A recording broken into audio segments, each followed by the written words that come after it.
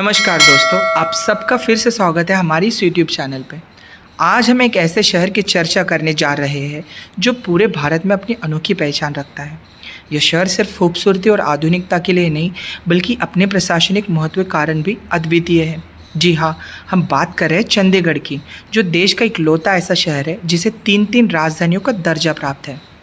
चंडीगढ़ पंजाब की राजधानी भी है, हरियाणा की राजधानी भी है और साथ ही केंद्र शासित प्रदेश का दर्जा भी रखता है।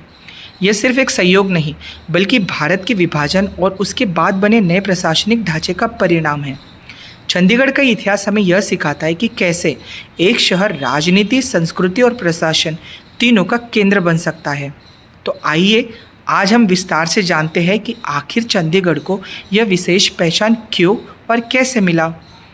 भारत की आज़ादी के बाद जब 1947 में देश का विभाजन हुआ तो पंजाब प्रांत का बड़ा हिस्सा पाकिस्तान में चला गया। उस समय लाहौर पंजाब की राजधानी थी, लेकिन वह पाकिस्तान में चला गया। ऐसे में भारतीय पंजाब के पास कोई राजधानी नहीं रही। इस समस्या का हल करने के लिए एक नया, आधुनिक और योजनाबद्ध शहर बनाने का निर्णय लिया गया। पंडित जवाहरलाल नेहरू का सपना था कि भारत के नए युग के लिए एक ऐसा शहर बने जो पूरी तरह आधुनिक हो और पुराने औपनिवेशिक ढांचे से अलग दिखे। इसीलिए 1950 में चंडीगढ़ की योजना शुरू की गई। शहर की योजना और डिज़ाइन बनाने की जिम्मेदारी शुरुआत में अमेरिकी वास्तुकार अल्बर्ट मेयर को दी गई थी, लेकिन उनके साथी वास्तुकार की मृत्यु के बाद यह काम प्रसिद्ध फ्रांसीसी वास्तुकार ले कॉर्बुजिए को सौंपा गया। उन्होंने चंडीगढ़ को एक मॉडल सिटी के रूप में डिज़ाइन किया, जिसमें सेक्टर आधारित ढांचा, चौड़ी सड़कें, हरित पट्टियाँ और आधुनिक वास्तुकलाएं शामिल थी। 1967 में हरियाणा राज्य का गठन हुआ। तब पंजाब और हरियाणा दोनों को राजधानी की ज़रूरत थी।